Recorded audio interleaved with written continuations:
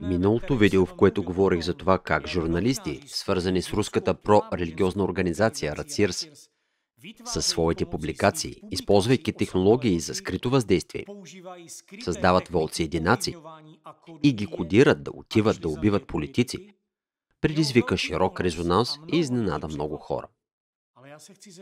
Искам да попитам, а на какво се чудите? Извинете, но кой сега не разбира, че редица медии умишлено манипулират нашето съзнание? Кой не вижда, че има адекватни, нормални медии, които просто отразяват събитията? А има конкретно луди, които изкривяват реалността, заразяват хората с отровата на омразата, агресията, сеят страх и разкол в обществото. Те всъщност не са луди. Те нас не правят такива. С постоянни потоци от лъжи, дезинформация и негативизъм, те създават такова токсично информационно поле, което буквално отрови човешката психика. При хората след поредното гледане на новините, стресът и тревожността се повишават изключително много. Започват проблеми с сърцето и нервите. Невъзможно е да се намираш дълго време в такава информационна среда и да оставаш здрав и адекватен човек. Кажете, кой не е изпитвал това върху себе си? И ето тези агресивни, луди медии, които скарват хората, сблъскват ги едни с други, разрушават всичко по пътя си. Тях не можеш да ги наречеш по друг начин, освен античовечни. Именно такива медии са пренаситени с методи за манипулация, което нагледно се вижда от резултатите от тяхната дейност.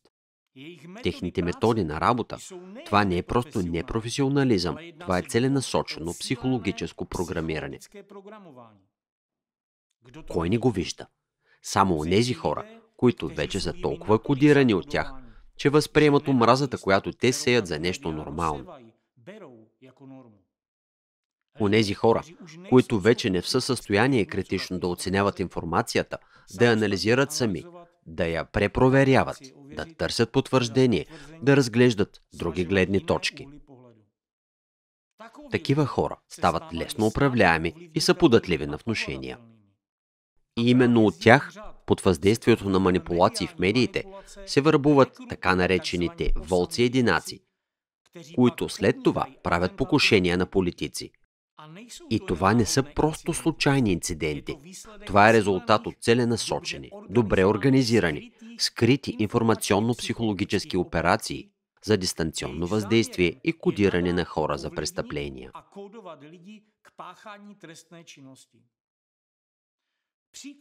Примерът, който дадах с покушението срещу министър-председателя на Словакия Роберт Фицо, е само капка в морето. И колко още такива случаи имаше, но само че проблемът е в това, че тях ги разглеждат изолирано като отделен трагичен инцидент в една или друга страна.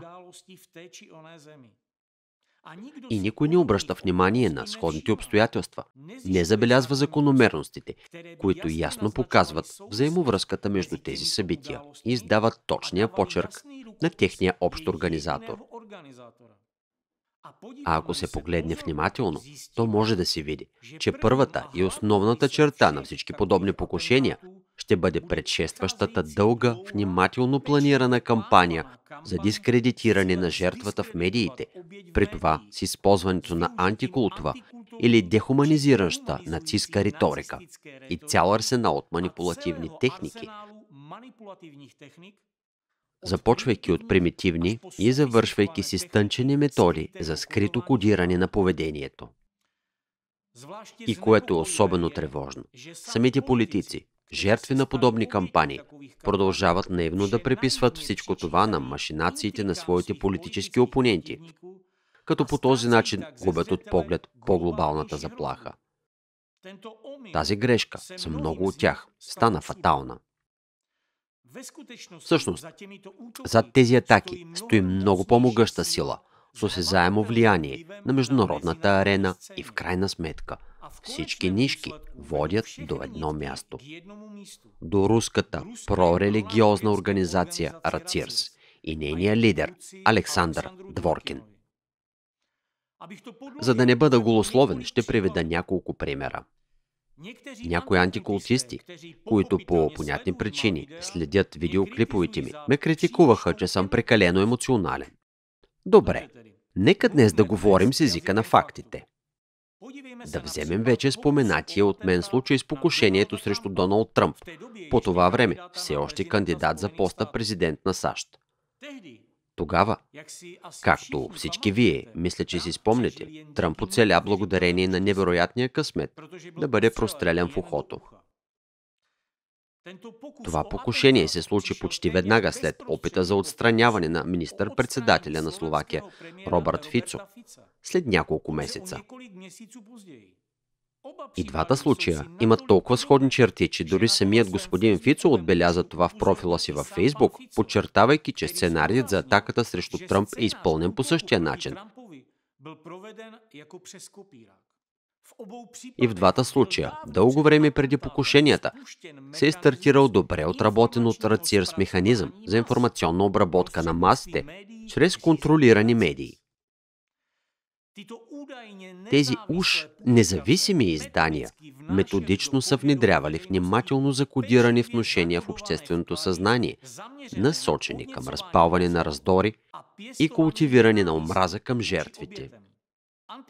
Така, много преди опита за покушение срещу Тръмп, антикултистите и техните агенти в медиите започнаха активно да го демонизират и дехуманизират, като го заклеймиха като лидер на култ, т.е. на секта, а неговите поддръжници като култисти, сектанти. Още през 2019 година американският антикултист Стивън Хасен, който в миналото се е занимавал с депрограмиране, т.е. печелил е пари от това, че буквално е отвлечал хора и ги е подлагал на психологическо и физическо насилие, е публикувал книгата «Култът към Тръмп». В нея той, използвайки манипулативния метод на обвинение по асоциация, сравнява Тръмп с такива фигури като Джим Джонс, Дейвид Кореш, Ел Рон Хъбърт и Санг Бьон Мун, т.е. онези хора, около които антикултистите отдавна са създали ореол на лидери на опасни деструктивни култове. Даже още повече. Хасен заяви, че всички американци, които подкрепят Доналд Тръмп, са членове на секта, които според Хасен са в състояние на хипнотично подчинение, без да осъзнават действията си. Подобни изявления носят скрито послание, че поддръжниците на Тръмп вече не са свободни хора, а зомбирани, с промити мозъци, които не са в състояние да мислят критично и трезво да оценяват своя лидер.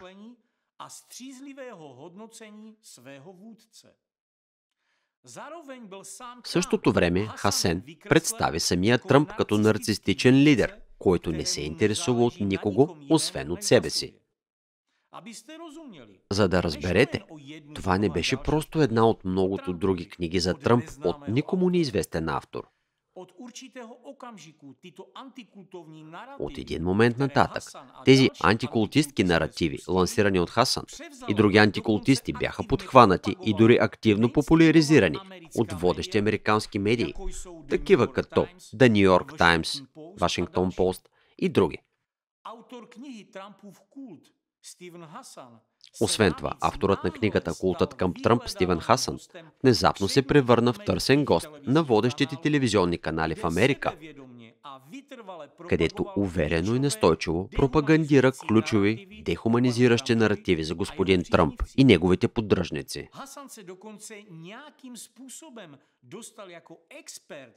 По някакъв начин Хасен дори се появи в пряк ефир на CNN като експерт, където открито се застъпи за необходимостта от принудително депрограмиране на американски граждани. Той предлага насилствена промяна в техния мироглед, тъй като уж всички американци вече са били негативно повлияни от Доналд Тръмп. И ако буквално се погледне малко по-надълбоко, това са факти, които лежат на повърхността, то може да се види, че антикултистът Хасен е свързан не само с други антикултисти в САЩ, но и в Европа и в Русия. По-конкретно, редица факти сочат връзката му с Рацирс. Това беше описано подробно във филма "Въздействието". Можете да го видите сами и да се уверите в това. Кажете, как е възможно такова влияние на един антикултист без значителна подкрепа и солидно финансиране от някой, който е много заинтересован такива демонизиращи наративи за Тръмп да бъдат широко популяризирани сред масите? Понятно е, че зад такава продължителна, целенасочена кампания трябва да стои влиятелна трета сила. И още един въпрос. Ако това е безобидна риторика, тогава защо някой полага толкова усилия за да разпръсне наративите за сектантство на Тръмп по централните канали?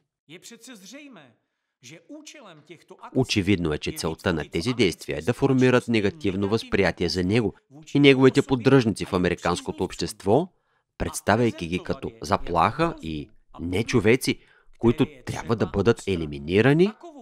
В своето време подобна дехуманизираща риторика е била широко използвана от нацистите срещу еврейското население, което в крайна сметка е довело до чудовищен геноцид и гибелта на милиони невинни хора. И точно такава риторика води до факта, че насилието срещу заклеймената жертва започва да се разглежда като оправдано и приемливо от онези хора, които вече са заразени с вируса на омразата. Не виждате ли явните паралели? Така че сега говоря само за нацистските методи на манипулация, които антикултистите са приели пряко от идеолозите на нацизма, като Валтер Кюнет. И добавете още по-усъвършенствани методи за програмиране на поведението, използвани от съвременните идеолози на Рацирс и техните агенти, и помислете колко закономерно последствие стана покушението срещу Тръмп след подобна демонизираща кампания в медиите.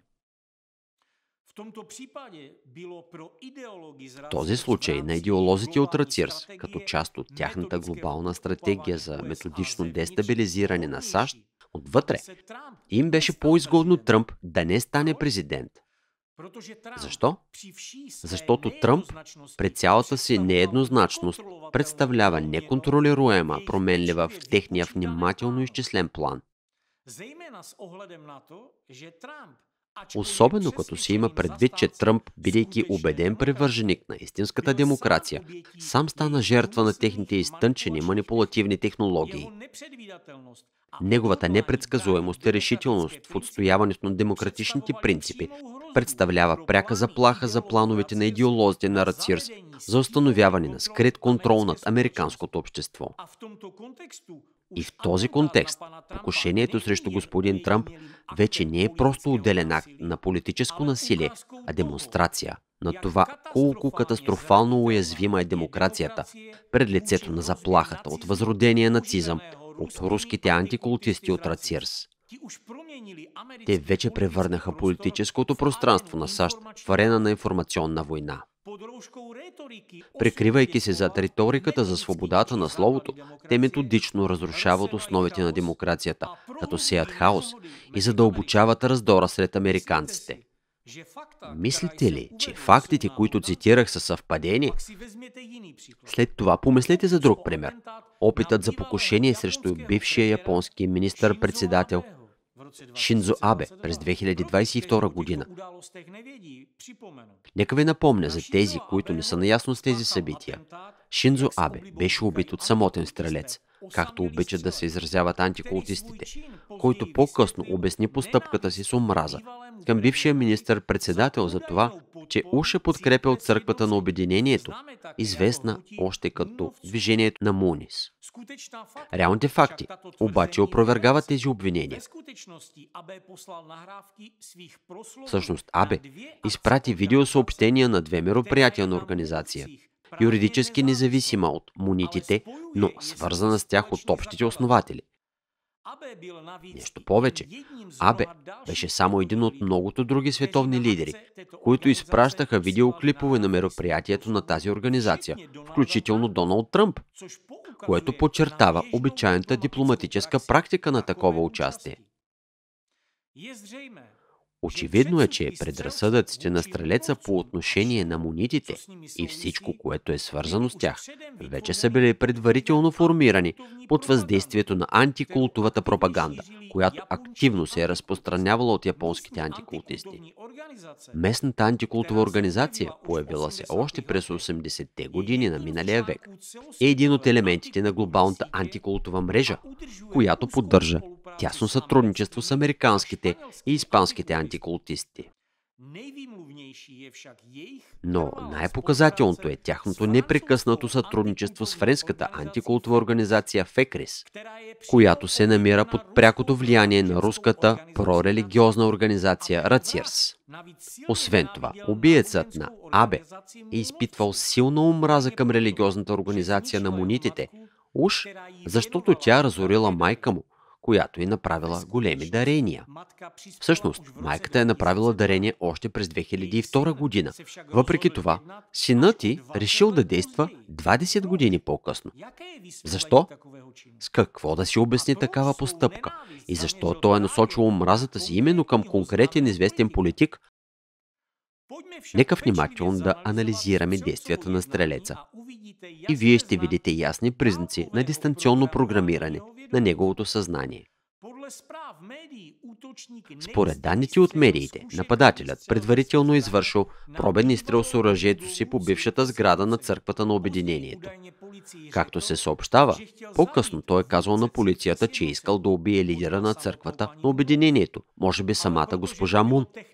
Но тъй като това е било технически трудно, той вместо това е убил Абе, който се оказа, че няма нищо общо с тази църква. Кажете, такъв подход към избора на цел изглежда ли ви като съзнателно планирано действие? Не. Такова поведение на стрелеца е резултат от дистанционно кодиране. Именно това обяснява, защо той е направил опит за покушение 20 години след уж разоряването на майка му заради монетите. И ето какво е наистина показателно. В деня преди убийството, стрелецът активно взаимодействал в социалните мрежи с други хейтери на Църквата на Обединението, които също са се занимавали с антикултова пропаганда. Тук може да се види класическата схема на манипулативно програмиране. Съществуващата лична обида на стрелеца е станала входна точка за професионални манипулатори. Ако цялата работа е била само в личната мотивация на стрелеца да отмъсти, тогава той нямаше да чака 20 години за това и освен това щеше да избере друга цел. Но той нали не е постъпил така, а това означава, че е имало някой отвън, който умело е подхранвал и засилвал омразата му, използвайки техники на скрито психологическо въздействие, които в крайна сметка се превърнали обикновения човек в вълк-единак с ясно определена цел. Следователно, доказателството за манипулация е в самата механика на случилото се. Това не е спонтанен акт на отмъщение. Това е резултат от внимателно планирана операция за програмиране на подсъзнанието, където предразположението, личната травма, се е превърнала само в удобна входна точка за манипулаторите, които превръщат хората в убийци. След това същите манипулатори героизират такива стрелци, създавайки нови образи за скрито въздействие, както беше случаят с Колумбайн и други подобни събития. Причастието към опита за покушение срещу Абе от антикултистите също издава как се развиват събитията по-нататък. След убийството на Шинзо Абе в медиите се разгърна безпрецедентна в цинизма си агресивна кампания срещу Църквата на Обединението.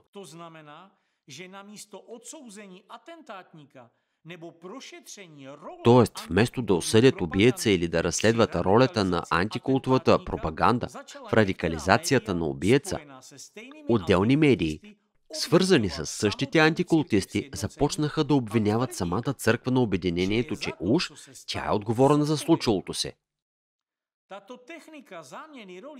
Този способ с подмяна на ролите на жертвата и престъпника е класически пример за манипулативни технологии от висш порядък, често използван от антикултистите. Антикултистите, опитвайки се да прикрият следите от своето участие, започнаха активно да популяризират разказа, че църквата на Обединението е виновна за провокирането на действията на стрелеца. С помощта на контролирани медии, те създадоха изкривена реалност, където жертвата се превърна в 100% престъпник и ужасно зло.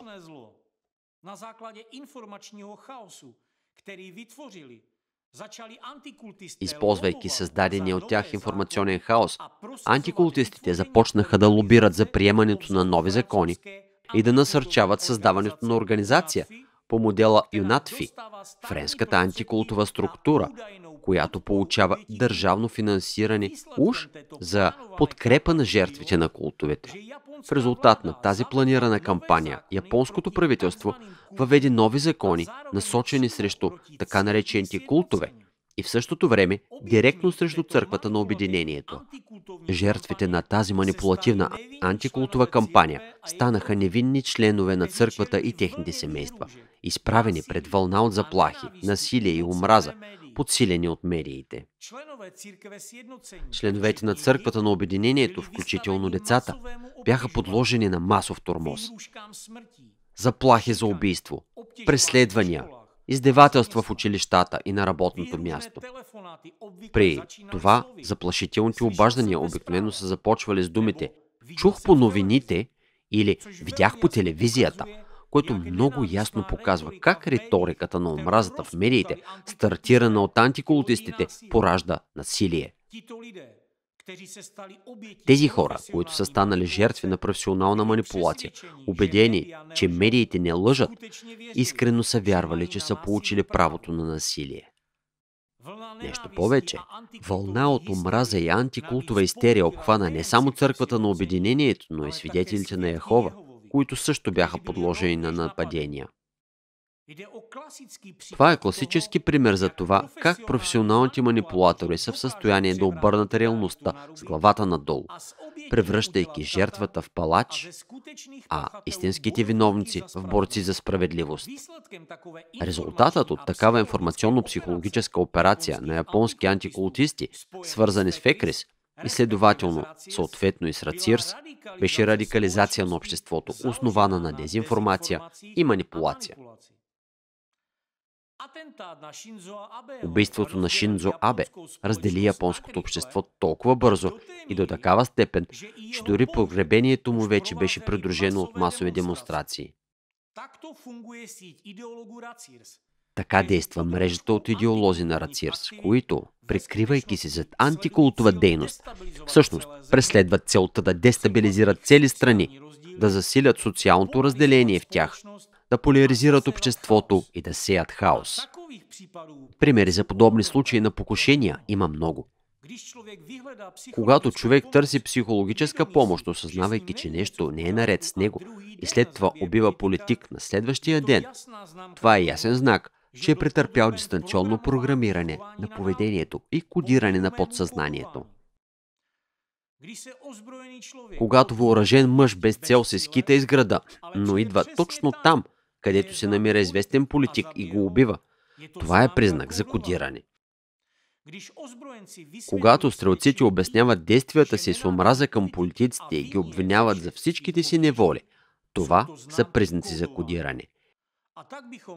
И така може да се изброява много дълго.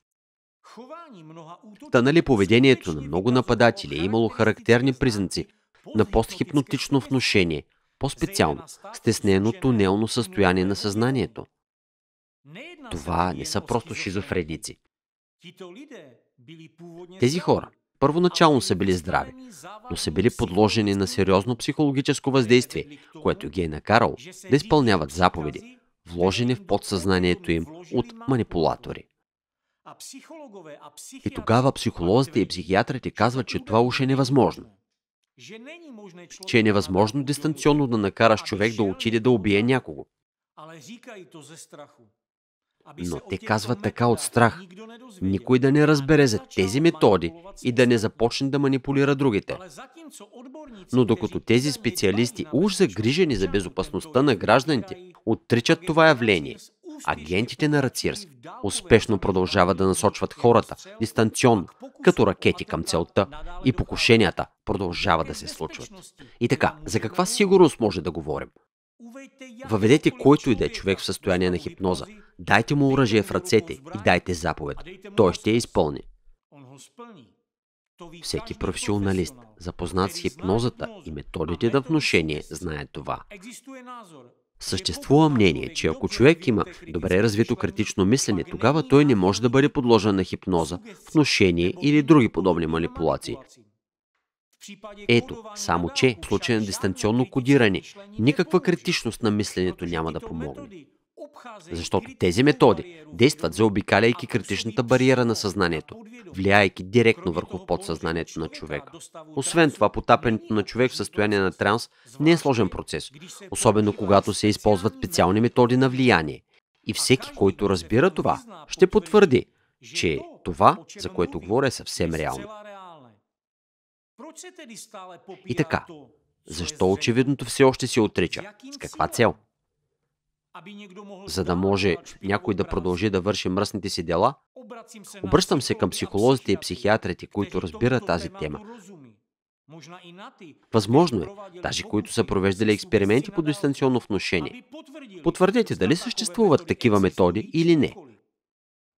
Възможно ли е дистанционно програмиране на човек за извършване на конкретно действие или не? Проблемът е, че досега никой не е направил сравнителен анализ на подобни опити за убийство на политици, когато са действали така наречените вълци-единаци. Никой не проучва откъде от тях се взима такава омраза, как и от кого е култивирана. Различни страни, различни езици, политически ситуации, но методите за манипулиране на медиите винаги са еднакви. И резултатът винаги е един и същ. Дестабилизация на обществото, разкол, поляризация и в крайна сметка създаване на управляем хаос, изгоден за организаторите на такива покушения. И навсякъде ще има и същите черти. Навсякъде всичко ще започне с кампания за дискредитиране в медиите. Да, този процес може да включва уж опозиционни медии или политически опоненти на жертвите. А кой стои за тези опоненти и защо тези инфотеракти, използващи дехуманизираща антикултова риторика, достигат такова ниво? Ако се дръпнат конците, тогава във всеки отделен случай ще видим същите герои и ще стигнем до същите основни манипулатори и организатори на такива информационно-психологически операции. И задължително медиите и техните отделни представители също ще бъдат свързани помежду си и с тези манипулатори. Така че можете да видите, че всички нишки в крайна сметка водят към Дворкин. Познавайки общата схема на действията и внимателно наблюдавайки политическото медийно пространство, вие и сами ще започнете да забелязвате почерка на тези професионални манипулатори, които организират подобни покушения. Когато в заглавията на медиите се появяват формулировки, че някой политик е обявен за лидер на култ или неговите поддръжници ги наричат секта в негово име, или се твърди, че е превърнал държавата в една огромна секта, това са всички признаци на работата на тези манипулатори и маркери, че операцията е стартирала.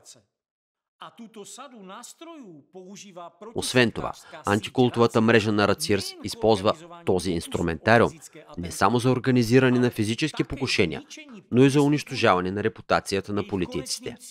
Крайната им цел е да премахнат нежеланите политически фигури по всякакъв възможен начин. Ярък пример е неотдавашната антикултова кампания срещу молдовския президент Майя Санду. Подобни заглавия в своето време се появиха по отношение и на Алексей Навални в Русия. Това е класическа демонстрация на това как подобни технологии се използват от мрежата на Рацирс за намеса в политическите процеси и манипулиране на общественото мнение. Тревожно е каква съдба очаква онези политици, които вече са претърпели подобна дехуманизация от антикултистите. Най-лошото е, че в началните етапи повечето от тях не осъзнават колко опасен е този процес.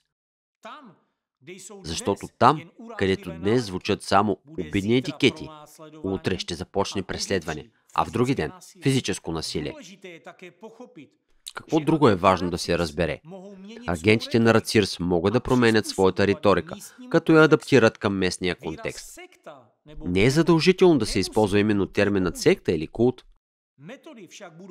но методите ще бъдат абсолютно същите, с използването на дехуманизираща риторика по адрес на политика, че той е враг, че уж разделя обществото, че той е опасен, той унищожава страната и така нататък. И това ще направят същите хора, при проверката на които ще се окаже, че са свързани с РАЦИРС.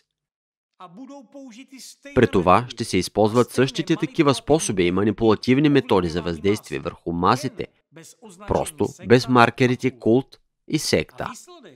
И резултатът ще бъде същият, ако си поставят такава цел, а именно премахването на определен политик от политическата арена и появата на така наречените вълци-единаци. Това не са отделни инциденти, а елементи от глобалната стратегия на идеолозия на РАЦИРС, където всеки случай е само видима част от мащабна операция за преформатиране на политическия пейзаж. Научавайки се да разпознавате тези схеми, вие ще можете да предвидите развитието на събитията много преди тяхната кулминация. Изброените от мен примери за покушения срещу Фицо, Тръмп и Шидзо Абе показват колко активно и агресивно агентите на РАЦИРС са се намесвали и се намесват в изборите, в политическите процеси на страните, как прокарват там своите интереси и реализират своите цели и задачи. И ако се огледате, можете да видите колко мащабна е тяхната дейност и че всъщност тяхната намеса е видима в много страни. И навсякъде те създават хаос и конфронтация. А колко още случаи има, когато политиците са нападнати от тълпата, също под въздействието на манипулации в медиите, хора, заредени с омраза и недоволство. И колко примери има, когато от тълпата хвърлят кал към политиците или ги заливат с боя и така нататък. Това се прави от хора с лабилна психика, лесно подаващи се на внушение. Защо правят това? Та нали те не знаят този политик, не знаят нищо за живота му, а за плодовете на неговата дейност знаят само информацията, която излъчва канала, който често гледат, или вестника, който редовно четат. И тези хора се държат така, защото тях се манипулирали. Но те също не знаят това. Такива случаи на атаки се случват много по-често от нападения на вълци-единаци, тъй като личната отговорност на всеки участник се размива в тълпата, така че е по-лесно да се манипулира тълпата. Тълпата може по-лесно да бъде подведена, да бъде заразена с омраза и да се насочи агресията в нужната за манипулатора посока към конкретния политик. Въпреки че организирането на единични атаки е технически по-сложно, тези методи също се практикуват, например на скулшутинг и масшутинг.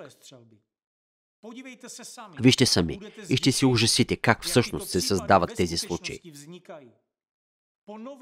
След нов случай на скулшутинг, проверете близките училища и целия квартал. Ще откриете неочакван скок в биполярните разстройства сред децата и тинейджерите. Защо изведнъж се появява такава масова епидемия? Вече говорих за това. Биполярното разстройство е неизбежна следа, която дистанционното програмиране на поведението оставя, защото представлява насилствена намеса в подсъзнанието на човека. Разбира се, това има последици за психиката на тези, които са попаднали в мрежата на такова информационно кодиране. Поговорете с тези деца и ще бъдете шокирани да научите, че подобни мисли за извършване на масови стрелби са посещавали голям брой тинейджери, както в същото учебно заведение, така и в съседните.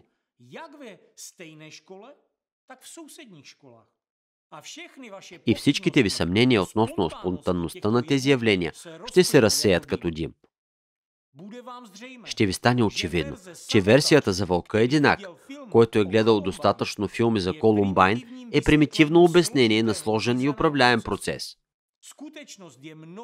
Реалността е много по-страшна. Преди всеки нов случай на скулшутинг, на много хора са им идвали подобни мисли. Много ученици са обмисляли подробно сценарии за насилие в главите си. И особено тревожно е, че мащабът на прилагане на тези методи бързо се увеличава. Затова казах и ще повторя още веднъж, че тези методи, използвани от агентите на РАЦИРС, са по-страшни от оръжията за масово унищожение, защото водят до по-лоши резултати от радиацията след ядрен взрив. За да разберете истинския мащаб на проблема с насилието срещу политиците, ще оглася статистиката. Мащабът на проблема с насилието срещу политици е очевиден в примера на Германия. Само за една година, от 2022 до 2023 година, броят на престъпленията срещу политици се е увеличил с цели 183%. Тези цифри не само отразяват общо европейската тенденция. В различни страни, поради подобен натиск и заплахи, потенциалните кандидати отказват да участват в политически дейности, а действащите политици прекратяват кариерата си предсрочно. Всичко това показва, че насилието срещу политиците вече се е превърнало в системен феномен, който заплашва самите основи на демократичното свободно общество. Ситуацията в Съединените щати също показва плашещо нарастване на насилието. През последните 8 години броят на заплахите срещу членове на Конгреса се е увеличил почти 10-кратно, от 800 случая на 8000. И аз огласявам само фактите за политиците от най-високо ниво. Още по-плашеща е реалността на нивото на отделните щати. Последните проучвания показват, че над 40% от държавните служители и държавните политици са били пряко заплашени или нападнати през последните 3 години. А 90% от политиците, помислете, 90% съобщават за насилие срещу тях под различни форми, включително преследване, сплашване и тормоз. Такъв рязък скок на насилието породи редица научни изследвания. Авторите на тези изследвания си задаваха въпроса: защо всичко това се случва в демократичното общество? Как стана така, че днес всеки пети американец смята, че насилието срещу политици това е норма?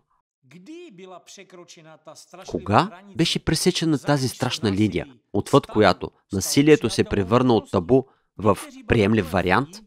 Някои следователи казват, че съвременното насилие срещу политици е много различно от това, което е било преди.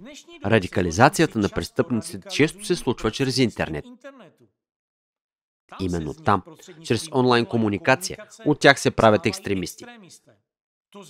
Тоест човек може да седи сам вкъщи, но през екрана на компютъра той може да бъде доведен до такова състояние, когато е готов да излезе и да извърши насилие. Други изследователи казват, че причината за нарастващото насилие е, че са се появили групи, които специално се опитват да създават хаос в обществото по този начин. Защо избират политиците? Според изследователите, те правят това, защото политиците за всички вас и мен са символ на реда и стабилността, които тези екстремисти искат да унищожат. Следователно, тяхната цел не е просто да атакуват конкретен човек, а да провокират социални вълнения и срив на системата. Описанието на тези екстремистки групи не ви ли напомня на някого? Трябва да кажа, че тези изследвания като цяло правилно описват ситуацията, но не отговарят на основния въпрос. Кой всъщност стои зад това и защо се прави всичко това? Те не виждат истинската причина, защото техните изследвания са затворени в собствената им страна и по този начин им е трудно да разберат нещо. Те са като слепец, който напипва части от слон и е неспособен да види цялото животно. А картината всъщност е кристално ясна. Погледнете естеството на атаките срещу политиците. Това не са хаотични атаки от луди вълци и единаци. Това е ясно организирана кампания. Едни и същи методи, свързани помежду си изпълнители и винаги зад тях стоят агентите на Рацирс. Целта на тези изблици на насилие е очевидна – поляризация на обществото и последващ конфликт. Следователно, политиците, срещу които се извършва насилие и опити за покушение, също не са избрани случайно. Ударът по един от тях създава дълъг резонанс в общественото пространство, като камбанен звън. Стратегията на антикултистите, тази трета сила, е проста. Колкото по-често бие тази камбана, толкова повече хора се събират, за да звънят. Удар по един политик, удар по друг политик. И сега се събират две групи хора, които подкрепят различни политици и пламват от омраза един към друг. Те стоят лице в лице и са готови да се унищожат един друг. Защото преди това, с различни подсъзнателни манипулации, вече са им внушили, че обществото е разделено на свои и чужди. В такава ситуация е достатъчен малък тласък, за да предизвика конфликт. Само слепите няма да видят това. Увеличаването на броя на атаките срещу политици се дължи на факта, че тези групировки, контролирани от агенти на Рацирс, набират сила, увеличават броя на агентите си и се доближават до основната си цел – създаване на дълбок разкол в обществото, който в крайна сметка може да доведе до въоръжен конфликт. И изборът на отделни политици за тяхна жертва никога не е случайен. Колкото по-голям е потенциалът на политика да обедини разделеното общество, толкова по-голяма вероятността той да бъде в техния обхват. Това не е съвпадение. Това е стратегия. И сега всеки лидер, способен да възстанови единството на нацията, автоматично се превръща в тяхна мишена. Защото няма нищо по-страшно за онези, които са изградили властта си върху разединението на хората, отколкото появата на някой, който може да обедини това общество. Нека да разгледаме какво се случва през последните 30 години в САЩ. По това време няколко тревожни показателя се увеличиха наведнъж. Все по-често започнаха да атакуват политици. Броят на случаите на масови стрелби се увеличи. И в същото време прорелигиозната руска организация Рацирс ставаше все по-силна. Демократична Европа също е изправена пред безпрецедентен изблик на агресия срещу политиците. Това, което преди се смяташе за изключителни случаи, днес се превърна в страшно ежедневие. Но отделните престъпления са само върхът на айсберга. Зад всеки такъв случай на опит за покушение се крият хиляди систематични актове на натиск от целенасочено, брутално преследване на отделни политици в социалните медии до физическо преследване на тези политици. Всичко това засилва атмосферата на омраза, изгодна за агентите на Рацирс. Например, във Великобритания един известен депутат заяви, че поради заплахи за сигурността и силен психически натиск, някои негови колеги от всички политически партии във Великобритания са се опитали да се самоубият. За тези сухи факти стоят истински човешки трагедии. И аз знам за това, не от новините. Ние, участниците в Алатра, знаем какво е да живеем под непоносим натиск, защото също сме станали жертва на дехуманизиращи атаки на Рацирс. Знаем какво е усещането, когато в домовете ни внезапно нахлуят рано сутрин или през нощта, плашейки семействата ни. Ние знаем какво е да живееш в постоянен страх, когато ти и децата ти са систематично заплашвани. Когато приятелите ти са жестоко тормозени и измъчвани.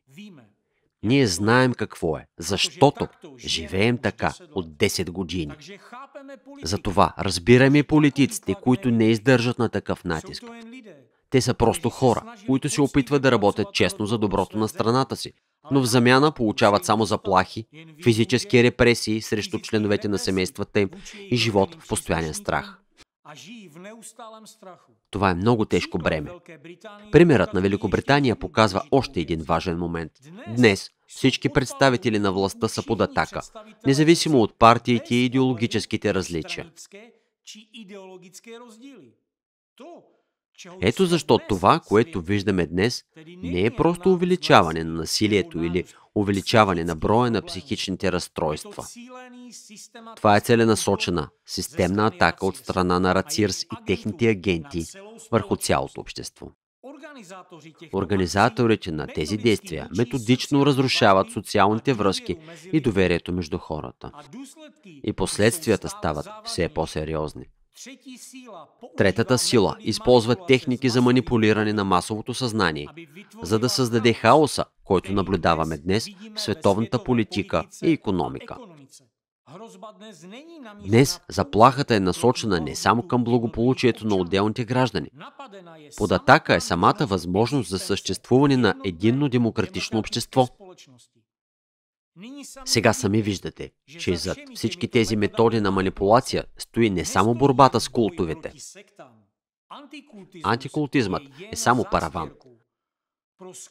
Прикритие на истинските цели на глобалната координирана мрежа от агенти на прорелигиозната организация Рацирс. Искам да коментирам и още един момент. Откакто истината започна да излиза наяве, някои агенти от мрежата на Рацирс започнаха да прикриват страха си с показно самохвалство, твърдейки, че това е новата теория на конспирацията за антикултов Deep State. Но нека си зададем прости въпроси, отговорите на които според мен са очевидни за всеки човек, който може да мисли логично.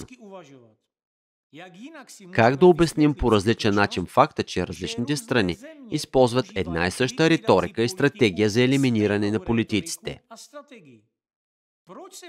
Защо се прилагат същите методи? Защо всички проводници на антикултова риторика, при това без значение дали е журналист или блогър, или политик, или дори президент на страната, защо всички те по един или друг начин са свързани помежду си и в крайна сметка са свързани с Рацирс? Защо журналистите, които заклеймяват политиците като сектанти и постоянно се намират в конфронтация с действащата власт, поддържат тесни контакти помежду си, копират статии един от друг и споделят тайни за манипулация? Кой ги прикрива? Опитайте да публикувате статия в такава риторика, в каквато пишат те, и ще се сблъскате с много проблеми. А те редовно публикуват демонизиращи, остри материали на политически теми и никой няма въпроси към тях. Защо? Някой провеждал ли е сериозно разследване на източниците на тяхното финансиране? Кой е поръчителят на такива статии? 400 публикации за 3 седмици те пуснаха само за нас. Кой даде пари за това? Виждали ли сте журналисти, които работят безплатно и даже се излагат на риск от наказателно преследване? Виждали ли сте такива камикадзета? От какво са вдъхновени те? И най-интересното е, че ако те са толкова самостоятелни и независими, ако действат без единно управление и координационен център, тогава защо толкова активно се защитават един друг, особено когато един от тях започват да го изобличават? Та нали, колко пъти вече е забелязано, че когато някой от тези журналисти се оказва под заплаха от разобличаване или наказателно преследване, моментално се активира цялата мрежа, всички онези, които редовно транслират антикултовата риторика и използват нацистските методи за манипулация, започват да крещят за потискане на свободата на словото. Причината за тази солидарност е проста и понятна. Те осъзнават, че първият успешен прецедент за разобличаване ще стане началото на края за цялата мрежа. Достатъчно е компетентните органи да разкрият дейността на едно звено от тази верига и неизбежно ще започне проверка на всички останали. Точно за това те са толкова отчаяни да се защитават един друг. Това е въпрос на оцеляване. И истеричната им реакция на изобличаването на схемата на техните действия е най-доброто доказателство, че сме попаднали в целта. Това, за което говоря, не е теория на конспирацията. Това е просто логика и призив за ясен и честен анализ на ситуацията. Компетентните органи няма да имат проблем да го проверят. Това е основното нещо, което трябва да се направи сега. Така че всичко е много по-сериозно и по-опасно.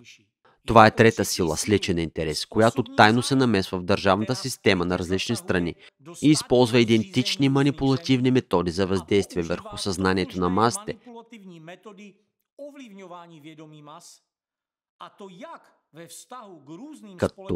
както по отношение на различни социални групи, религиозни и светски, така и по отношение на политиците. Самите те не удрят и лично не правят почти нищо със собствените си ръце, но принуждават другите да нападат и да убиват. Те са онези, които създават от хората оръжия и след това ги насочват като ракети към мишени. По-правилно би било дори да се каже, че цялата тази агентурна мрежа на Рацирс има разделение на ниша класа и висша класа, така наречената ниша и висша лига. Нишата лига е затънала в тресавището на най-примитивните, но не по-малко действени, дехуманизиращи наративи, обсебени от борбата с култове и секти. Опасни секти, насилие, окултни ритуали или изрази като «те искат да извършат масово самоубийство». Случаят с Уейко тук служи като класически пример за това, до какво води деструктивната дейност на подобна ниша лига от агенти на Рацирс, причинила толкова много мъка на милиони хора. Можете да прочетете повече за това на уебсайтовете на независимите журналисти. Но какво да се каже за Висшата лига? Това е точно областта на техните глобални интереси. Те атакуват политиците. Умело и красиво устройват дискредитиращи кампании срещу тях, заклеймяват и дехуманизират. Те използват подобна, но леко променена риторика, какъвто е случаят с онези групи, които те заклеймяват като секти. Умело въвеждат негативния образ на този политик в съзнанието на масите, принуждавайки хората да мислят, както е необходимо, на агентите на Рацирс. Не се подават само тези, които запазват критичността на съзнанието и в които може да възникне реакцията на здравомислещ човек. Кой ще повярва в това? Но част от хората с лабилна психика ще повярват, които вече са кодирани от тях и на които са промили мозъците. И те не се нуждаят от повече. Това е малък процент, но създава такъв ажиотаж, което разделя обществото. И когато един политик успешно са го дехуманизирали в очите на обществеността, сринали само авторитета, то точно тогава и се включва нишата лига, която като глутница улични кучета надига вой. И в резултат на това, в най-добрия случай, политикът е напуснал политическата сцена, а в най-лошия случай, хората на улицата започват да го нападат. Защото по този начин агентите на Рацирс предизвикват омраза към хората. Или се появяват волци-единаци, чието мерник е бил изкуствено насочен от същите тези агенти към политика, който им е неугоден. Но дехуманизацията на политиците им е нужна не само за да попречат на идването на власт на нежелателни за реализирането на техните цели личности, но и за да вербуват сред тях свои нови агенти, с чието ръце те ще могат да въвеждат закони, разрушаващи демократичния строй на държавата. Рацирс и цялата мрежа, контролирана от него, не само се намесват в изборите на различни страни, влияят на политиците и тяхната риторика, но също така могат да създават бунтове и разкол, въздействайки върху съзнанието на масите. И политиците са принудени да им играят по свирката, за да запазят позицията и властта си. Така се прокарват уж антисектантски закони, които са участниците на Рацирс, прикриват с обвивка за защита на обществото от заплаха. А всъщност, под уж благовиден предлог, по това време хората са лишени от законите си, демократичните права, систематично унищожавайки самата същност на демокрацията. Погледнете какви резултати вече са постигнали в различни страни. Вече видяхме до какво доведе тяхната дейност в Украйна. В момента ставаме свидетели на същите тези сили, които целенасочено разпалват конфронтацията между християнството и исляма. И отново, в сянката на тези събития, ние откриваме същите тези герои, тясно свързани помежду си. Дори в Китай те успяха да направят така, че комунистическата партия да тръгне срещу собствения си народ. Те им внушиха страхове и принудиха властта да започне да унищожава народа си. А вижте до какво вече доведе дейността на тези манипулатори в Русия.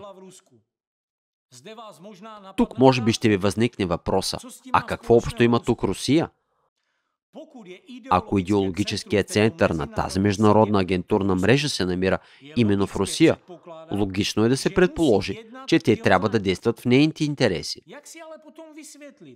Но как тогава да обясним, че техни мишени стават и политиците с така наречения проруски вектор? Същия този Фицо, например. Всъщност, отговорът на всички тези въпроси и парадокси е в това, че те дълбоко не се интересуват от Русия. Абсолютно не се интересуват от Русия. Те защитават изключително своите интереси и преследват целите си. Свой за тях е този, който е на тяхна страна и изпълнява задачата им. И то, докато това е удобно. Щом такъв уж свой стане неудобен, те се отричат и се избавят от него. Рацирс няма родина, както и техния главен лидер Дворкин. Фактът, че след 15 годишния си живот в Америка, той се установява в Русия, за да започне възраждането на нацизма оттам, може да изглежда като подигравка. Но всъщност, това е гениалността на Дворкин. Защото ако погледнете отстрани на това по-мащабно, разгръщането на такава глобална схема за установяване на световен тоталитаризъм ще бъде по-малко забележимо в страната, която е най-засегната от нацизма и се гордее с победата си над това общочовешко зло. Но това вече се вижда с просто око, ако погледнете какъв разкол в руското общество сега се случва. Просто проследете колко организации са обявени за нежелани, какви гонения се оказват на различни религиозни групи и обществени организации, изтезания, издевателства над невинни хора от страна на правоохранителните органи, които всъщност в Русия вече са се превърнали в съвременно гестапо. За харесване и споделяне на всякаква информация, която може да изглежда опасна за някого, опозиционна, разпалваща, провокативна и така нататък, човек наистина може да отиде в затвора. А като отделен пункт се струва да се подчертае накърняването на мюсюлманските народности. И ако се вгледате внимателно в риториката на основните идеолози на прорелигиозната руска организация Рацирс, ще стане ясно кой най-много лобира за потискането на мюсюлманските народи в Русия. Това просто показва, че агентите на Рацирс не са за Русия. Те са за себе си. Изглежда, че са някакви борци против култовете и уж сектите, но всъщност пред всички, под прикритието на интересите на Руската православна църква, те възраждат нацизма, изграждайки титулната религия и титулната нация. Те само се прикриват с патриотична риторика, а всъщност прокарват закони, потискащи всички принципи на демокрацията. И сега те започват да прокарват наративите за империята и за връщането на царя. Дори по-лошо, Това вече се оказва някаква симбиоза на нацизъм с комунизъм с имперски амбиции за завръщането на царя. Достатъчно е само малко да се проанализират фактите, цитатите и изявленията на идеолозите и съучастници на Рацирс, за да се убедите много скоро, че техните планове са тотален контрол, власт и тирания. Защото нацизмът не може да съществува без насилие, войни и експанзия. Това е нещото, към което се стремят. Унищожаването на демократичните принципи, сеенето на хаос и установяването на тоталитарен режим. И мнозина се задават въпроса: кой стои зад всички тези процеси в Русия и редица страни? Правителство в сянка? Не. Зад всичко това стои един, психически неуравновесен и в същото време гениален човек, който глобално дирижира целият този оркестър на своите агенти в медиите и който вече успя да постави цяла Русия на колене. И той повлия толкова много на идеологията на президента на Русия, че той дори говори с думите на този човек с диагноза. Това успя да го постигне само един човек – Александър Дворкин, главният идеолог на прорелигиозната руска организация Рацирс. Каквото и събитие да започне да се разплита, всички нишки водят само към него, като към паяка в центъра на паяжината. Именно този човек не е спал с дни, прекарвайки много време в изучаване на методи за манипулация. Въздействие върху съзнанието, воден от глобалната цел за установяването на неговата тотална власт. Благодарение на връзките и опита, които той взе от своите учители, преки последователи на нацизма, той успя да направи това, което никой друг не можеше. Постави света на колене. Сега той формира своя собствена армия в сянка, която подлага на тормоз милиарди хора и планомерно разрушава света. Но кажете ми, защо за 30 години деструктивна дейност на тази международна агентурна мрежа все още не е разкрита? А нали, колко вече са предупреждавали за Дворкин, за неговите агенти в различни страни, различни обществени деятели, учени и правозащитни организации? Колко доклада бяха създадени? Колко комисии събираха данни и се обръщаха към международната общественост с цел да обърнат внимание на престъпленията и екстремизма, извършени от Дворкин? Нямаме отговор на този въпрос, освен в неговата гениалност. Това е невидима война и тя продължава от много дълго време. Войната на Дворкин срещу целия свят. И дейността на неговата мрежа от агенти по целия свят, въоръжени с изтънчени методи на манипулация, това наистина е заплаха за нас и нашето бъдеще.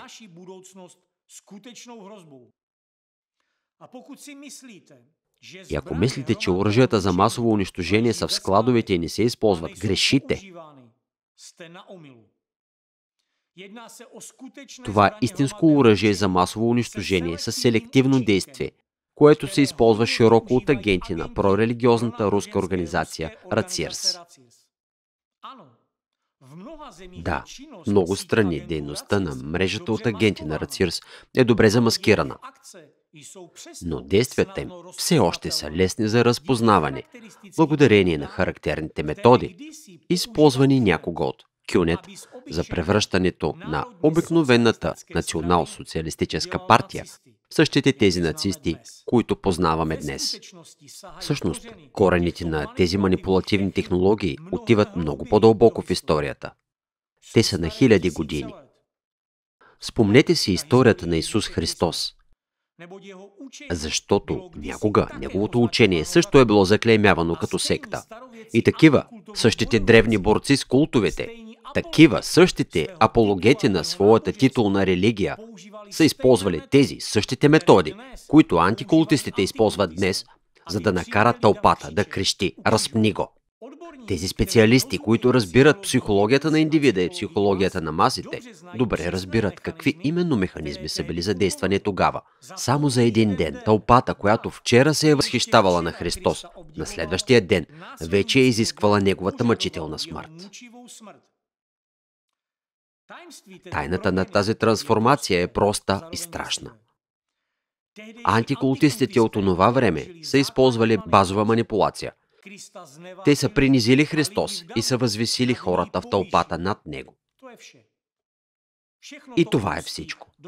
Всичко се свежда до тази същата идеология за превъзходство, която поставя основата и оправданието както за единични убийства, така и за масово унищожение на хора.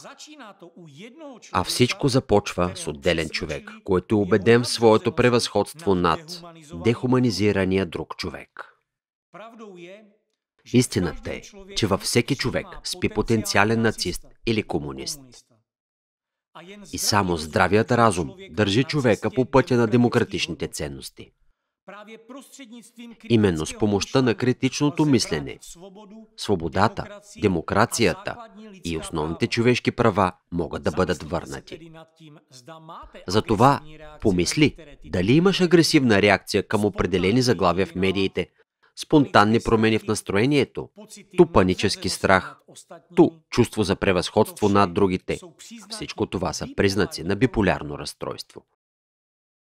Значи, ти вече си попаднал в техните мрежи.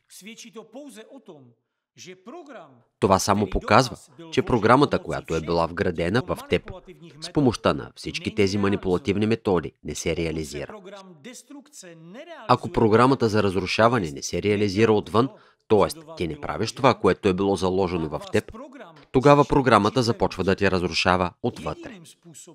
Затова единственият начин да се прекъсне този порочен кръг е да осъзнаеш какво се случва, за да се освободиш от наложените разрушителни програми и да си възвърнеш контрола над разума си.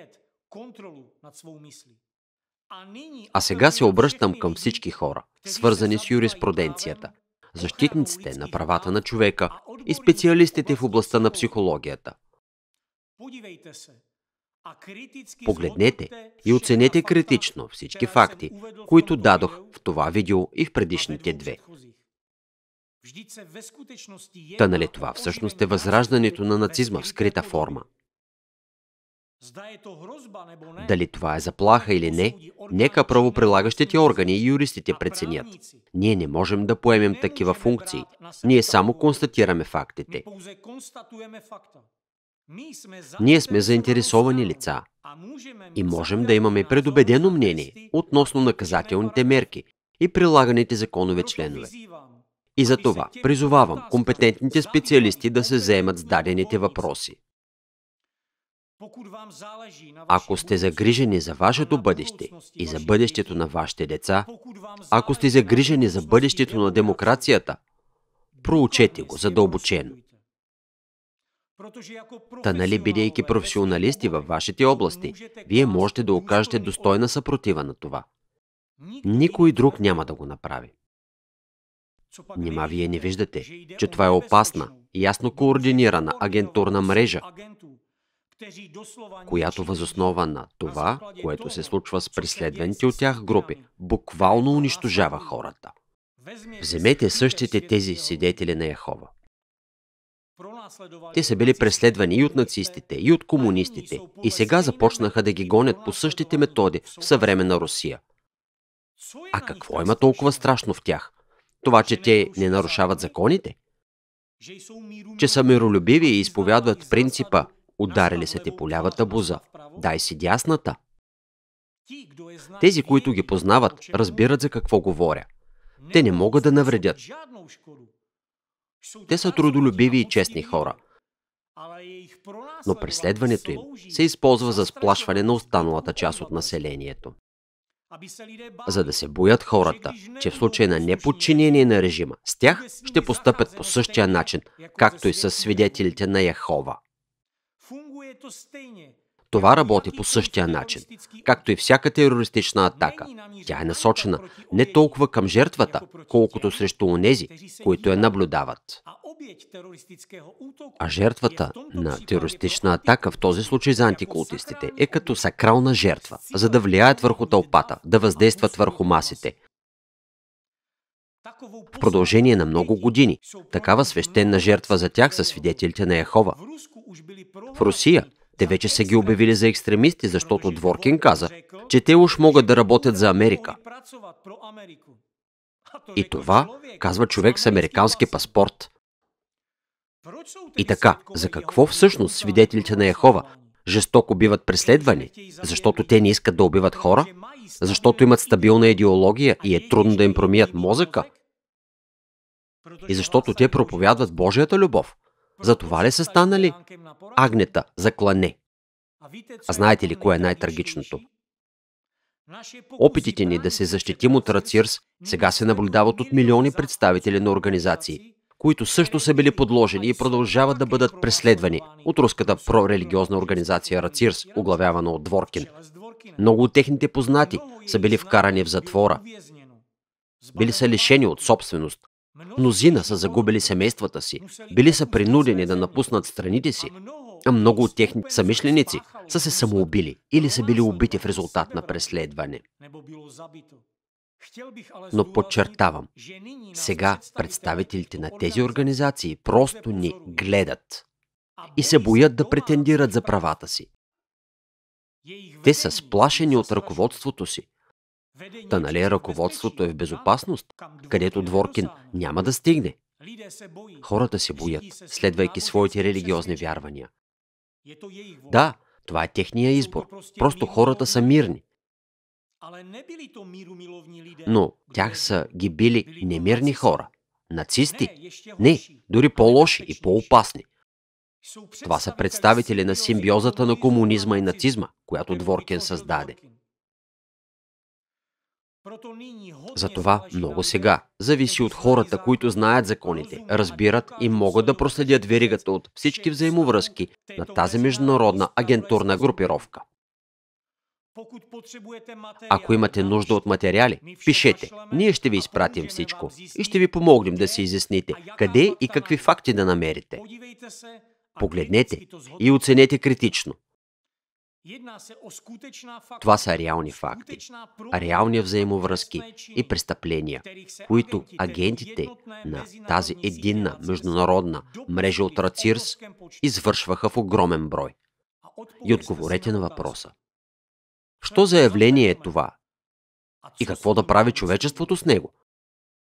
Да го остави така ли? Или все пак може да направи нещо? Разберете, от вас зависи не само вашето бъдеще, но и бъдещето на милиони хора, които, бидейки обединени и преследвани, седят мълчаливо, страхувайки се да се застъпят за себе си. Те са страхливци, но ние не ги обвиняваме. Ние знаем, че са преживели същото, каквото и ние. На нас и нашите доброволци нападат, преследват ни, започват наказателни дела. Преживяхме го и все още го преживяваме. И ние разбираме защо другите жертви на преследванията на руската прорелигиозна организация Рацирс се боят. Но ако те не се застъпят за себе си, тогава кой ще се застъпи за тях, освен вас, господа, адвокати и правозащитници? Сега се обръщам към всички. Ако не искате и не желаете разпространението на нацизма и вие сте за демократичните ценности, искате вие и вашите деца да живеят в демокрация, тогава разпространете това и другите ми видеоклипове. Та това нали ви засяга? Това е вашият живот. Германците мълчаха и в крайна сметка станаха нацисти. Мислите ли, че тук историята ще свърши по-добре? Не. Проанализирайте сами и не мълчете. Аз ще продължа да говоря за методите за въздействие върху съзнанието и за останалите инструменти на агентите на прорелигиозната руска организация Рацирс, за да ви върна критичността на съзнанието, за да вземете съзнателно решение как да живеете и за да не се превръщате в зомби или вълци-единаци под тяхна диктовка. за да не ви принудят да отнемете живота на някого и да не нарушите живота на вашите роднини и близки, само защото на някой луд нацист от Москва така му се иска. Така че, давайте да запазим здравия разум, давайте да върнем критичността на мисленето и да не позволяваме да ни манипулират.